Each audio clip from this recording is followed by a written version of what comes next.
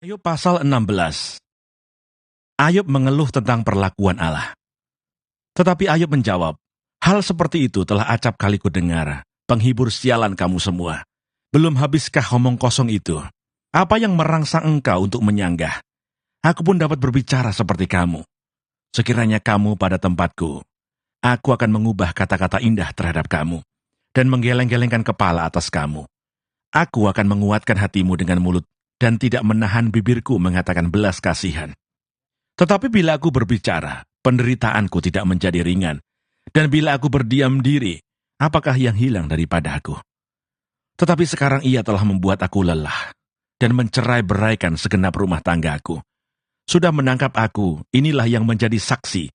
Kekurusanku telah bangkit menuduh aku. Murkanya menerkam dan memusuhi aku. Ia menggertakkan giginya terhadap aku. Lawanku memandang aku dengan mata yang berapi-api.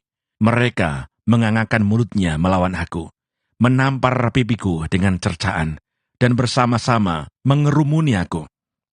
Allah menyerahkan aku kepada orang lalim, dan menjatuhkan aku ke dalam tangan orang fasik.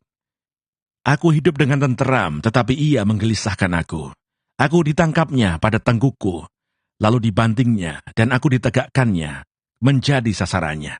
Aku dihujani anak panah, ginjalku ditembusnya, dengan tak kenal belas kasihan. Empeduku ditumpahkannya ke tanah. Ia merobek-robek aku, menyerang aku laksana seorang pejuang. Kain kabung telah kujahit pada kulitku, dan tandukku kumasukkan ke dalam debu. Mukaku merah karena menangis, dan bulu mataku ditudungi kelam pekat. Sungguh pun tidak ada kelaliman pada tanganku, dan doaku bersih. Hai bumi, janganlah menutupi darahku, dan janganlah kiranya teriakku mendapat tempat perhentian. Ketahuilah, sekarang pun juga, saksiku ada di surga, yang memberi kesaksian bagiku, ada di tempat yang tinggi.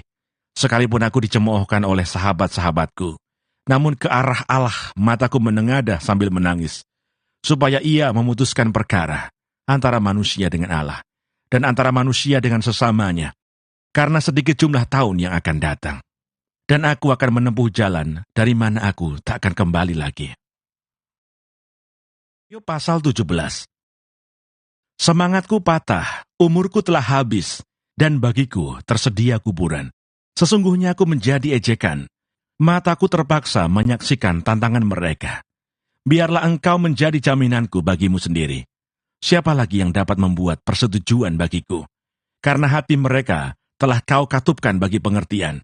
Itulah sebabnya engkau mencegah mereka untuk menang.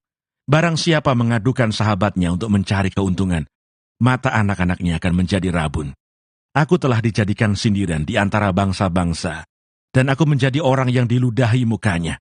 Mataku menjadi kabur karena pedih hati. Segala anggota tubuhku seperti bayang-bayang.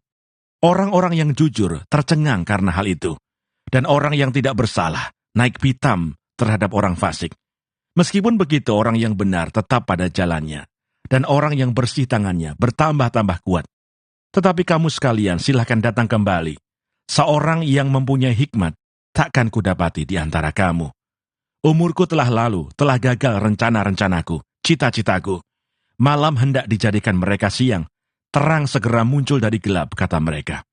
Apabila aku mengharapkan dunia orang mati sebagai rumahku, menyediakan tempat tidurku di dalam kegelapan, dan berkata kepada liang kubur, engkau ayahku. Kepada berenga, ibuku dan saudara perempuanku. Maka di mana harapanku? Siapakah yang melihat adanya harapan bagiku? Keduanya akan tenggelam ke dasar dunia orang mati, apabila kami bersama-sama turun ke dalam debu. Pasal 18. Pendapat Bildad, bahwa orang fasik pasti akan binasa. Maka Bildad orang Suah menjawab, bilakah engkau habis bicara? Sadarilah, baru kami akan bicara. Mengapa kami dianggap binatang? Mengapa kami bodoh dalam pandanganmu? Engkau yang menerkam dirimu sendiri dalam kemarahan. Demi kepentingan mukah, bumi harus menjadi sunyi, dan gunung batu bergeser dari tempatnya. Bagaimanapun juga, terang orang fasik tentu padam, dan nyala apinya tidak tetap bersinar. Terang di dalam kemahnya menjadi gelap, dan pelita di atasnya padam. Langkahnya yang kuat terhambat, dan pertimbangannya sendiri menjatuhkan dia, karena kakinya sendiri menyangkutkan dia dalam jaring. Dan di atas tutup lubang ia berjalan, tumitnya tertangkap oleh jebak, dan ia tertahan oleh jerat. Tali tersembunyi baginya dalam tanah, perangkap terpasang baginya pada jalan yang dilaluinya. Kedahsyatan mengejutkan dia di mana-mana, dan mengejarnya di mana juga ia melangkah.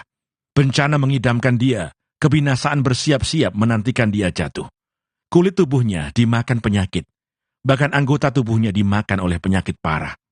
Ia diseret dari kemahnya, tempat ia merasa aman, dan dibawa kepada Raja kedahsyatan. Dalam kemahnya tinggal apa yang tidak ada sangkut pautnya dengan dia. Di atas tempat kediamannya ditaburkan belerang. Di bawah keringlah akar-akarnya, dan di atas layulah rantingnya. Ingatan kepadanya lenyap dari bumi. Namanya tidak lagi disebut di lorong-lorong.